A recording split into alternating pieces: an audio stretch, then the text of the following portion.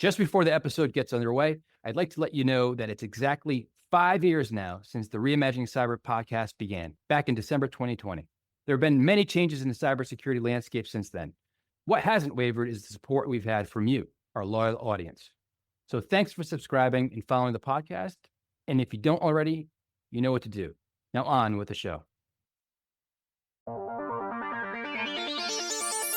Hello and welcome to Reimagining Cyber. My name is Rob Aragao.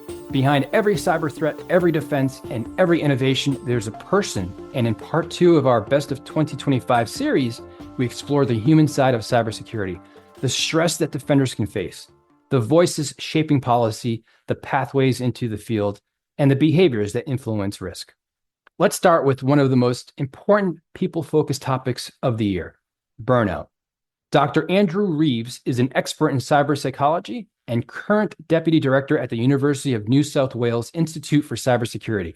He showed us how burnout and the lack of appreciation are quietly eroding the cybersecurity workforce.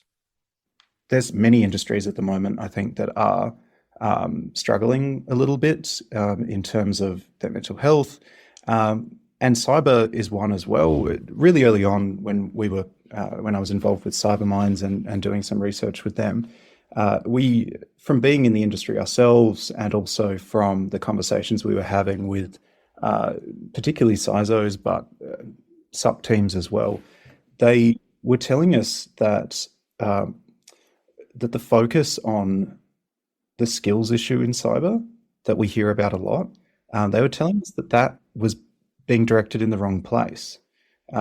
From their perspective, it wasn't an issue of, we can't get enough people to come in to the industry, or we can't train enough people through our universities, or whatever it was. That was part of it. But they said the real problem was holding on to people once they actually entered the industry, because they were seeing that people would be attracted to the cybersecurity industry, if we can call it an industry in itself, for all sorts of different reasons. They would get into it, and then they would find that they weren't appreciated for what they were doing. They were often seen as just the person saying no. You know, someone would want to deploy some new tool to the market that they thought was really useful, and it would be the cyber team that would say no, or would at least slow down the process. So they were seen as the bad guy. But then, of course, when an attack actually happens, they were blamed for saying, and people would say, "Why didn't you fix this? Why didn't you do that?" So they're in this really difficult position where they are, expected to secure tools that they don't necessarily have a huge amount of control or authority over. And then the work they do is incredibly hard, but not many people necessarily appreciate that. And so coming to your question around what's the difference between other industries, that was a study we did really early on. We compared cybersecurity professionals to a baseline of burnout at work in Australia, but we've now extended that to the UK, the States, and a couple of other countries. And we compared them across a few different metrics, particularly metrics that were all to do with burnout. And one of the metrics was looking at how their sense of cynicism about their work, so how much they think that what they're doing is worth doing, and also their professional efficacy, which is how good they think they are at the job. And both of those were really low in comparison to the rest of the sample that we had, that was for people across lots of different industries. And we then dived a bit deeper in interviews, and what people were saying was, you can be in a very difficult job, but there are certain things that help prevent that difficult job from causing a mental well-being issue. And one of them is simply knowing that the people and the teams around you appreciate the hard work you're doing. And that's what was completely missing in our sample. And to use an example that we compared them to frontline healthcare workers. We weren't at all expecting that the rates of burnout would be higher for cyber professionals than frontline healthcare workers, but we just thought it would be an interesting comparison. But we did actually find that the rates of burnout were higher in our sample than they were for frontline healthcare workers. We don't believe that that's because the job's necessarily harder. We think it's because those supports and the appreciation aren't there. But people issues don't stop inside the SOC. Betsy Cooper is a cybersecurity expert and also the founding director of the Aspen Policy Academy.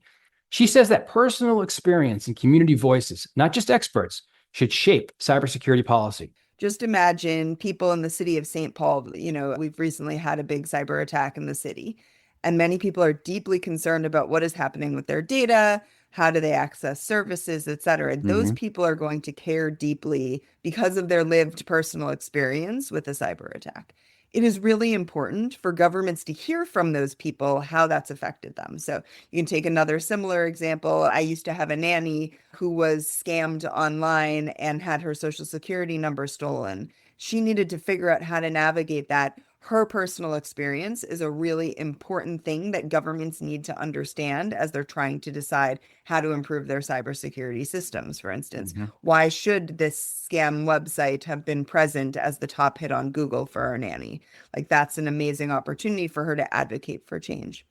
Then you have cybersecurity experts, so people who don't just have lived experience with cybersecurity, but who also have, gone to school for it, worked in those roles, et cetera. And we need the best and brightest helping to figure out how to protect ourselves against nation state actors, against scammers that are trying to make money, against really bad ransomware attacks. Like, those are all things that we need knowledge, and we need government to have that knowledge. And so you can achieve that in some different ways. So you can hire people into roles. So we run programs that help train technologists to prepare them to go into government. And then you can also have them advocate from outside to provide that technical knowledge so that the policymaker who is not themselves a cybersecurity expert is basing their decision on cybersecurity principles and practices that are the best of the best. And so we think you need both. You need people who have lived experience to share their stories, and we need people with the technical expertise to be able to inform policymaking, because policymakers are never going to be experts in everything. And we need, therefore, to bring that knowledge to them to help them make those decisions. Whether it's a city recovering from an attack or an individual navigating online scams, real human stories matter. And shaping policy is only part of the equation. We also need new people entering the field from all of the backgrounds and life experiences available to us. Few organizations are doing more to open doors than women in cybersecurity, also known as WiCyS. Executive Director Lynn Dohm shared powerful stories of individuals who discovered cybersecurity later in life, unlocked their potential, and built entirely new careers. And so we built out this incredibly tiered model, and we're able to grow that programming effort each and every year, but it was intended to find the hidden talent. And so a lot of our great success stories come from that program, where individuals like stay-at-home moms that have never even heard of the word cybersecurity somehow came across it on their LinkedIn profile as a friend of a friend was sharing this programming effort. And they thought, well, I need to go back to work.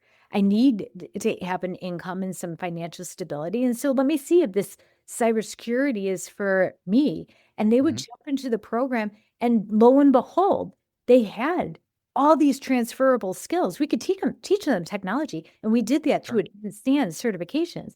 But they really had harnessed all the power that they needed within them in order to move through this very challenging tiered program and be a top scholarship recipient and continue to go on their way within the workforce and have career advancement because of it. And one of my favorite stories also is this woman, Christine. She came to WiCyS. She was at the height of her physical therapy career. And she just kind of had this inkling within her, like she was bored. She wasn't really satisfied. She's like, well, this is it. Like, I'm at the height of my career right now. Like, but I don't feel like I'm actually utilizing my brain power to the capabilities that it's intended to use. Like, she had just this unsettled feeling, and she had friends and family that were in the like technology fields, but she never ever considered it for the life of her that she would actually join. And so when the security training scholarship came across one of her community boards, she thought, well, now is no time like the present. Like, WiCyS has created a space for her to explore cybersecurity for her. And she was one of the very first recipients, and was able to leverage herself all the way up to the top, get the advanced SAN certifications, career placement services, started as an analyst, then became a cloud specialist, each and every year we're hearing updates from her on her promotions. And That's what's awesome. great about that, Rob, is I bumped into her 2 years ago at a WiCyS conference, and I saw Christine, and I gave her a big old hug, and she was waiting in line for a headshot. Then she introduced me to her sister that is in the security training scholarship 2 years ago. So 3 years Awesome. after Christine That's went great. through it, Yeah. her sister was a teacher and went through it herself and became a scholarship recipient. So we're changing the mindset of what it means to be a cybersecurity professional, all by reducing any barriers and creating an inclusive space of we're all here to learn and grow in this collective space. And if you do make it to the top tier, we're going to make sure you have all the best certifications that you need and career placement services necessary to get you on your way. So truly life-changing. If you want to understand human behavior in cyber, look no further than training. Many programs rely on fear and punishment, but Craig Taylor of CyberHoot had a different perspective. He argued that training needs to follow the same psychology that works in real life: positive reinforcement, teaching people the why behind phishing, not punishing them for honest mistakes, leads to lasting change. We look at the problems over the last 25, 30 years in cybersecurity, and we focus too much on what's happening. People are clicking on links they shouldn't, so we need to stop that. And how we go about stopping that is really misinformed and the wrong approach, if I'm being perfectly blunt.